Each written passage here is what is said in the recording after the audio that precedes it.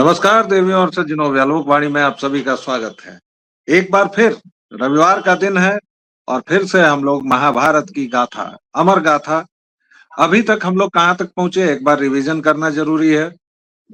तो अभी हम लोग महान प्रतापी भार्गवों की कथा में हैं और एक ऐसे पुरुष का हम लोगों ने पिछली बार के एपिसोड में पुरुष विमर्श किया था। उसमें आपको हमारे सम्मानित अतिथि ने बताया था कि सिमोन द बुआ की किताब द सेकंड सेक्स के बाद जिस तरह नारीवाद चला, हम लोगों में से अधिकांश सावित्री और सत्यवान की कथा से परिचित हैं। किंतु अगर मैं पूछूं कि आप लोगों में से कितने ने रुरु का नाम सुना है, प्रमदवीरा का नाम सुना है, तो शायद आप लोग नहीं बता पाए। और इसीलिए हमारा छोटा सा प्रयास है कि महाभारत की पूरी कथा हर एक हिंदू को जाननी ही चाहिए। तो आइए श्री गणेश करते हैं आज की कथा का। हमारे सम्मानित अतिथि साथ हैं, हम इनका स्वागत करते हैं और शुरू करते हैं महाभारत जी। भवानी शंकरौ वंदे श्रद्धा विश्वास रूपिणम्। भवानी शंकरौ वंदे श्रद्धा विश्वास रूपिणम्। याभ्याम विना न पश्यन्ति श्रद्धा स्वान्तस्थमीश्वरम्। संतुष्टो भार्यया भर्ता भर्ता भार्या तथैव च। एव कुले नित्यं कल्याणं तत्प्रवै ध्रुवम्। प्रिय श्रोताओं और दर्शकों, आपने इस प्रवाह में जो कथा पहले सुनी थी रुरु की, वहीं से हम प्रारंभ फिर करेंगे। कुछ आपने देखा है कि हमने भवानी और शंकर की वंदना की है। भवानी शंकर वंदे श्रद्धा विश्वास रूपिणम्। याभ्याम विना न पश्यन्ति श्रद्धा स्वान्तस्थमीश्वरम्। मेरा क्या अभिप्राय है इस वंदना के द्वारा? मैं क्या कहना चाहता हूं, आप लोगों से क्या निवेदन करना चाहता हूं, आप लोगों को कैसे अपने साथ रखना चाहता हूं, कैसी प्रेरणा लेना और आपको देना चाहता हूं। रुरु और प्रमदवरा की कथा में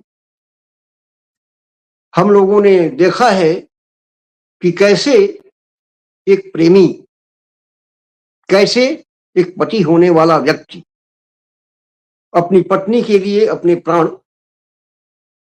का आधा भाग, अपनी आयु का आधा भाग समर्पित कर देता है। यह ऐसे नहीं होता है, सामान्यतः यह नहीं होता है। ये हृदय की उस उदाग्रता से होता है, हृदय की उस गहराई से होता है, मन की उस सच्चाई से होता है, जहां पूर्ण आत्मार्पण है। समर्पण नहीं मैं कह रहा हूं, आत्मार्पण कह रहा हूं। जहां एक व्यक्ति दूसरे को अर्पित कर देता है अपने आप को, वह है आत्मार्पण। और तब सच्चा प्रेम घटित होता है। शिव और पार्वती, भवानी शंकरों, शिव और पार्वती का प्रेम ऐसा ही है। लेकिन यह प्रकट कैसे होता है यह हम जानेंगे, उसके बाद आगे बढ़ेंगे। श्रद्धा क्या है? आप सीधे जानते हैं कि किसी व्यक्ति में आपका अनुराग है, किसी व्यक्ति के प्रति आपका भरोसा है, किसी व्यक्ति के प्रति आप समर्पित हैं, तो हो गया, श्रद्धा वो है।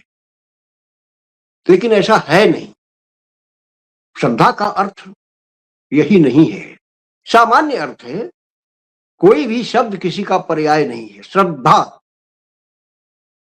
अर्थात आपने अपना सुख, अपना सुख दान कर दिया है,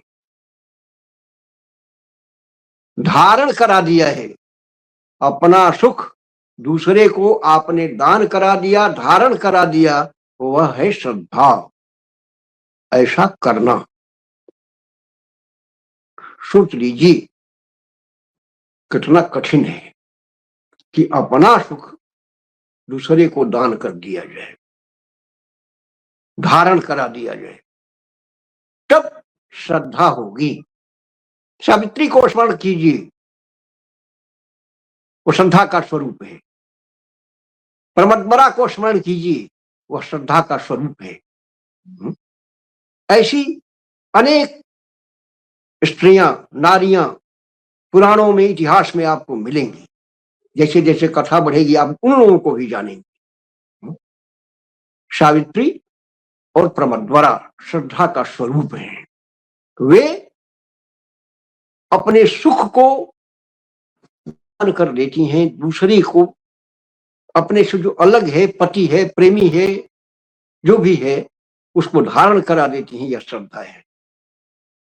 तो एक स्त्री को, एक पत्नी को, एक प्रमदा को, एक वामांगिनी कहा ही जाता है, और शिव अर्धनारीश्वर आप जानते ही हैं।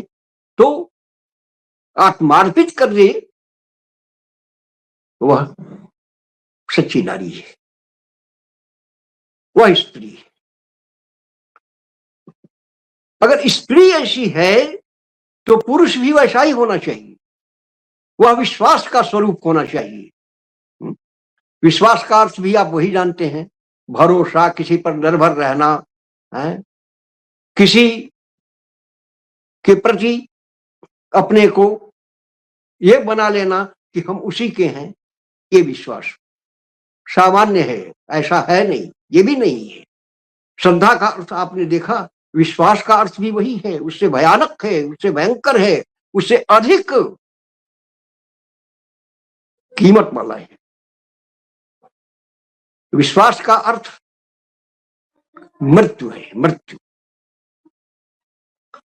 आपका मरण हो जाए, आपका मन मर जाए, आपकी अस्मिता हो जाए, जहां विलय हो जाए, आप नदी हैं, समुद्र में आप चले जाएं, आपका कोई अस्तित्व न रह जाए, उसमें समाज वो विश्वास है।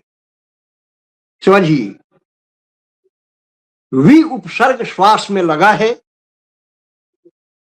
वी उपसर्ग के दो अर्थ होते हैं, एक होता है विशेष और एक होता है विगत, व्यतीत। अब विश्वास का क्या अर्थ होगा यहां कि आप का श्वास जो है वो विलीन हो जाए। विगत श्वास, जब श्वास ही नहीं तो शरीर कैसा, प्राण कैसे, आप में जान कैसी। श्वास ही नहीं है तो विगत श्वास। अपना श्वास दूसरे को समर्पित कर दें, अपना मन दूसरे को आप दे दें,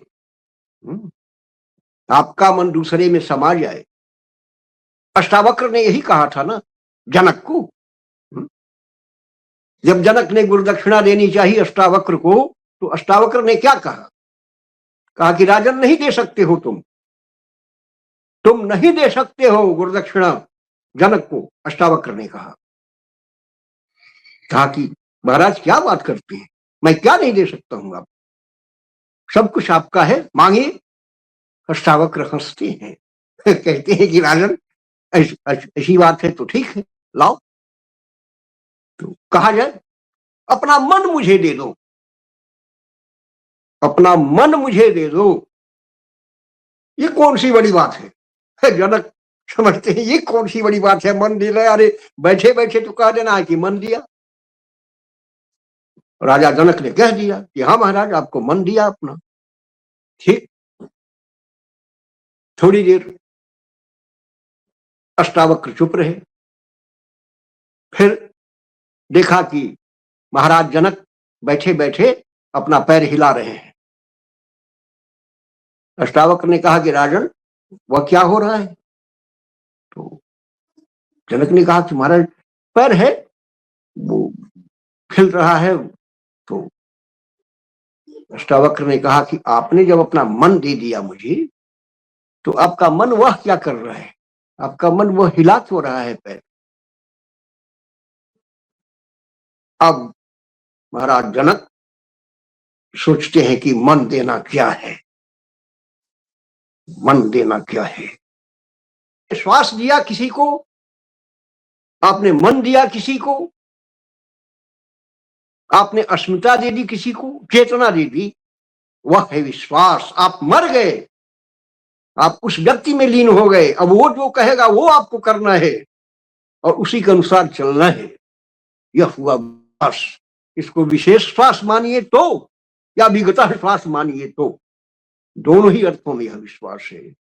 इसीलिए मित्रों, मैंने वंदना की है आपको यह समझाने के लिए कि वस्तुतः पुरुष और स्त्री को अगर श्रद्धा और विश्वास का स्वरूप गोस्वामी जी ने अपने मंगलाचरण में कहा है, तो वह क्या चीज है? सामान्य वस्तु नहीं है।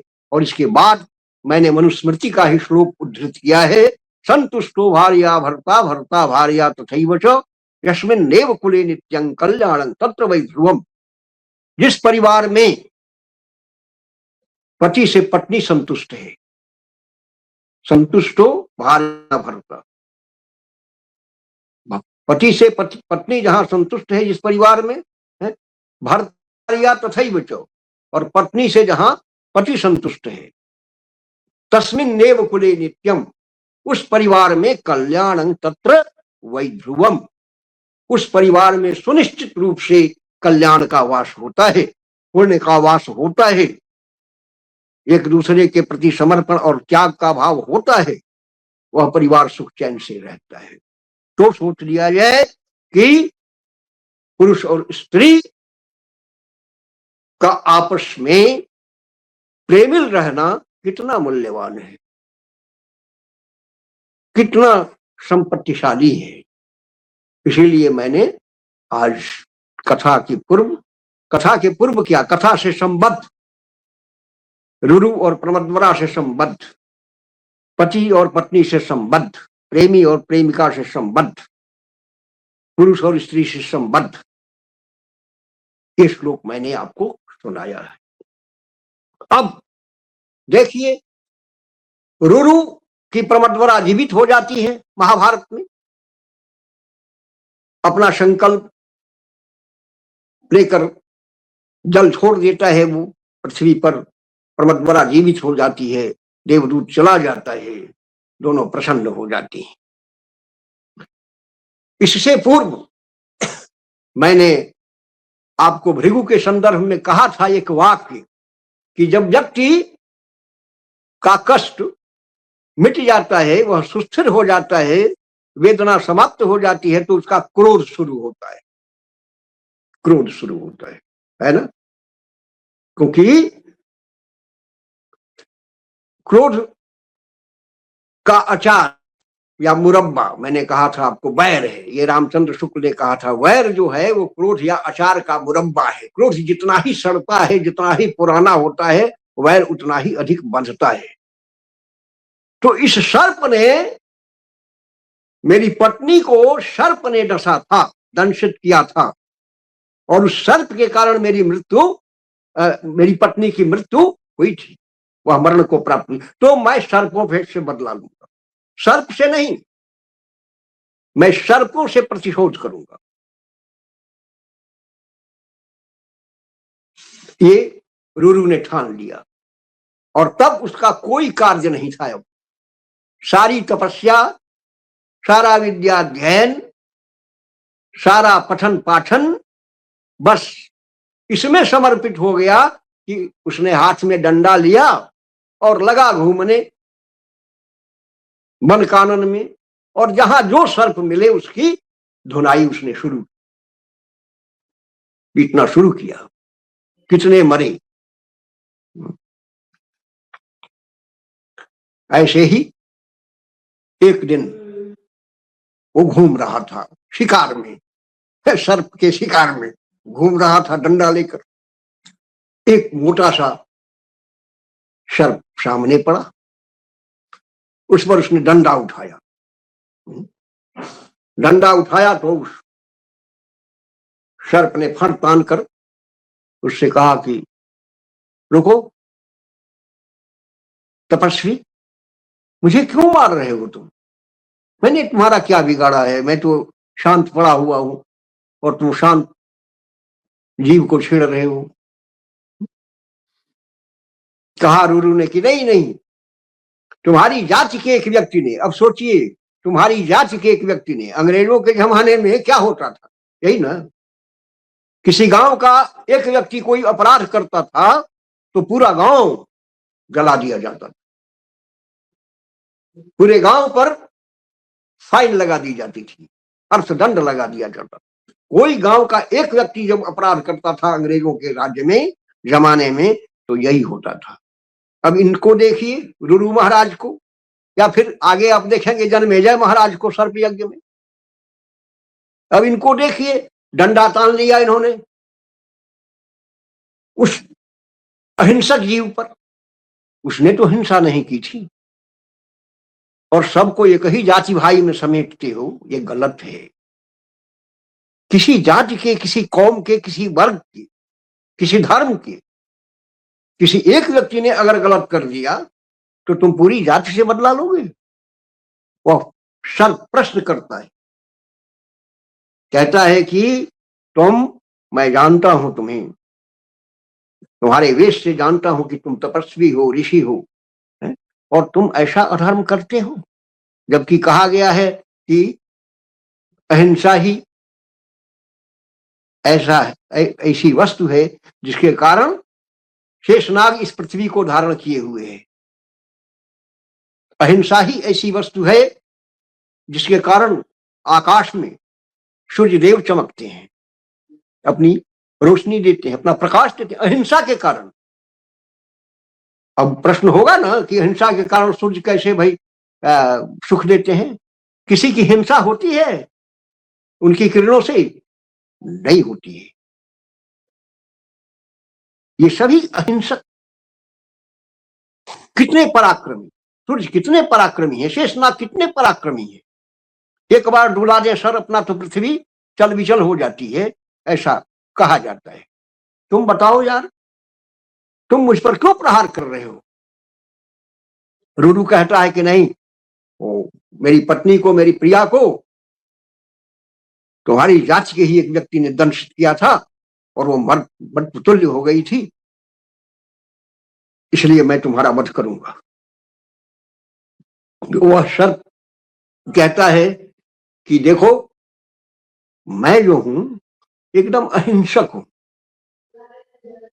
मैं विषहीन सर्प हूं।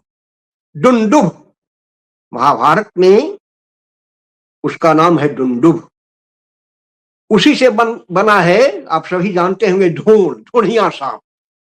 ढोढ़िया सांप, वैसे कुछ इलाकों में उसको पनिया सांप भी कहा जाता है, जो विषहीन होता है, हाँ, जिसमें विष नहीं होता है वो।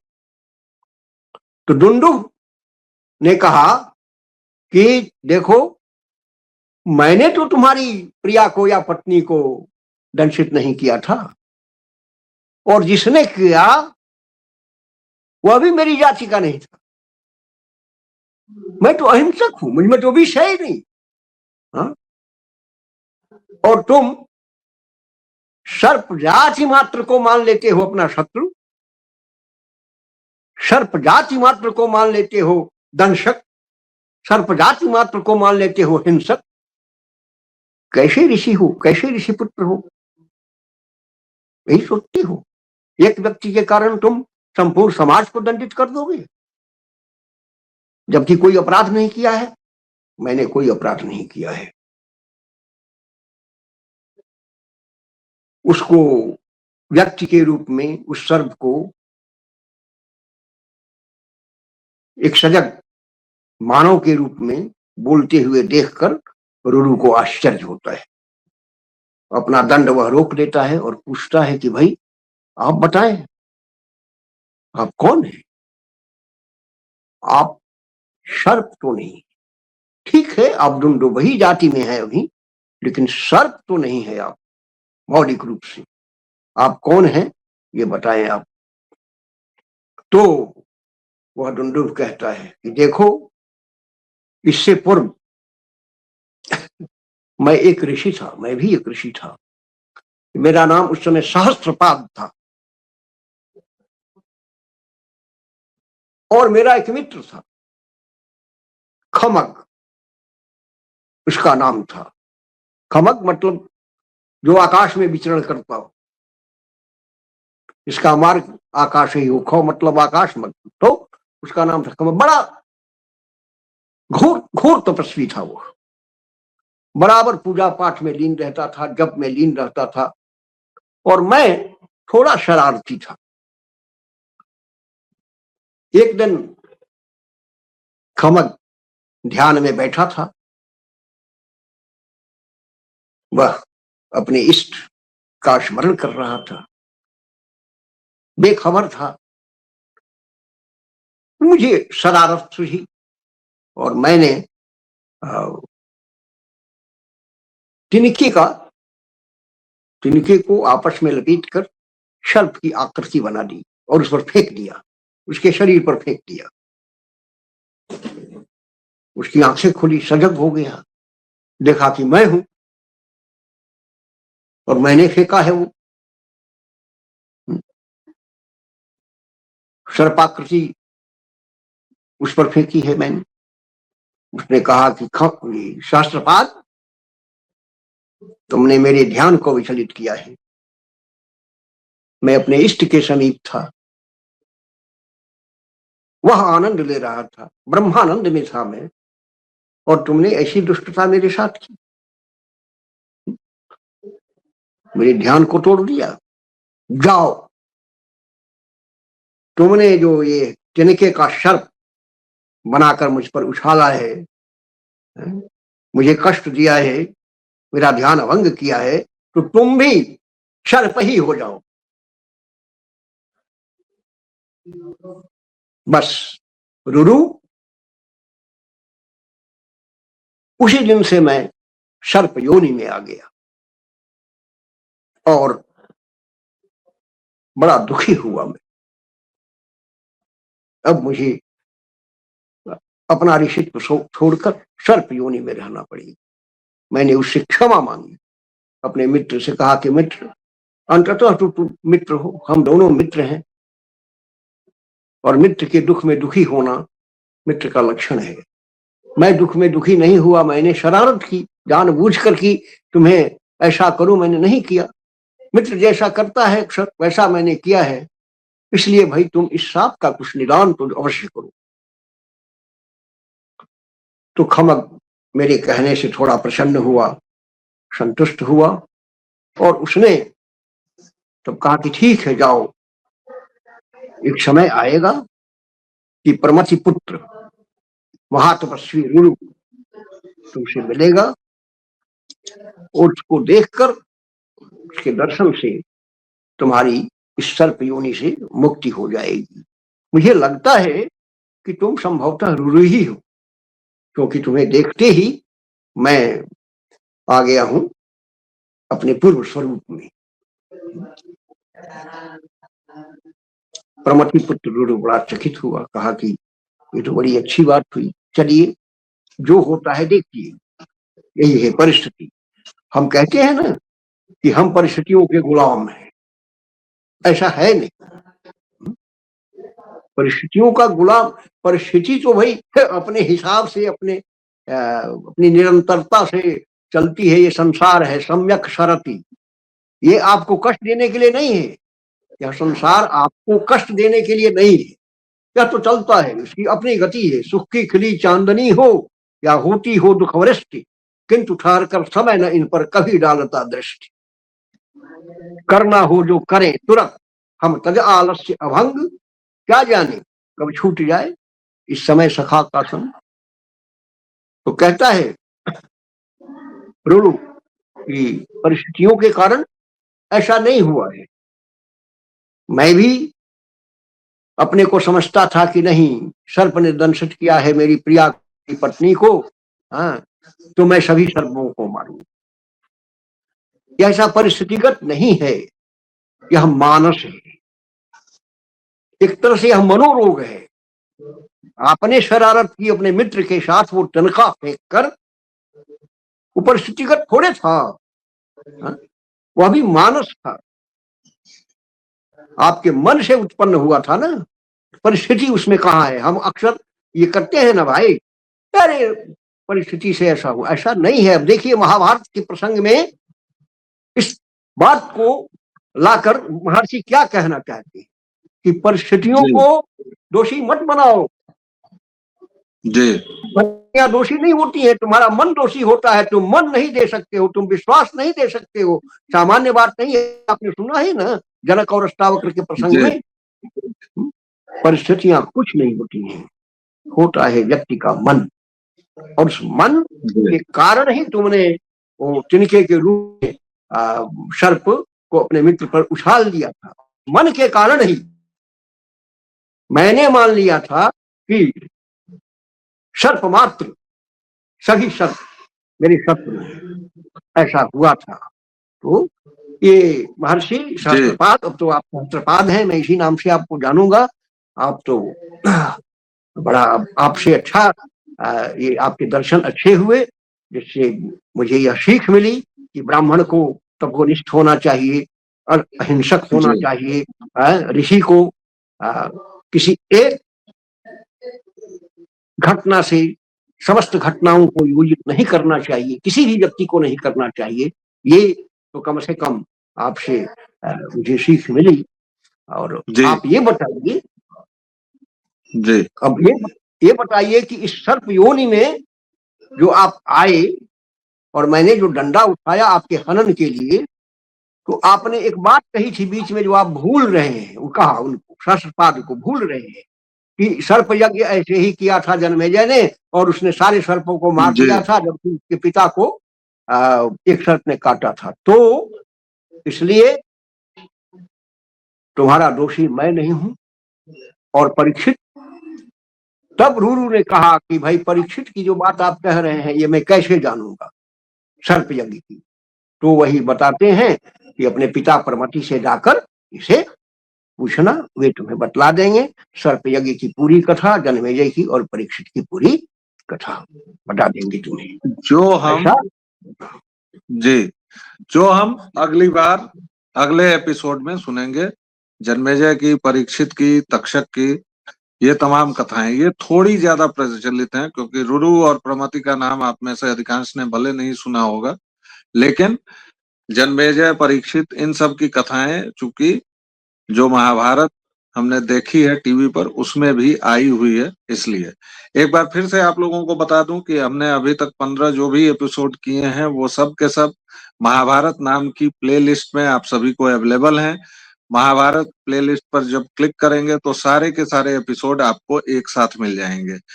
दूसरा अनुरोध ये है कि आप से मैं बाकी चैनल्स के बारे में, चैनल के बाकी कंटेंट के बारे में कोई अपील करूंगा तो अलग से करता हूं, लेकिन ये महाभारत का कंटेंट जो है ये बड़ी मेहनत से और बड़े समय के साथ, इसीलिए हम सप्ताह में केवल एक ही कर पाते हैं, तैयार किया जा रहा है। तो प्लीज इसको लाइक, शेयर, सब्सक्राइब जरूर करें। और इस महाभारत के दिन को रविवार 10 बजे के करीब हम लोग इसको पब्लिश करते हैं, याद रखिए और सबको बताइए भी, क्योंकि हमारी नई पीढ़ी के लिए अपने ग्रंथों का पारायण बहुत जरूरी है। अभी इतना ही, एक छोटे से विराम के बाद फिर मिलेंगे, तब तक के लिए जय सिया राम। जय श्री राम।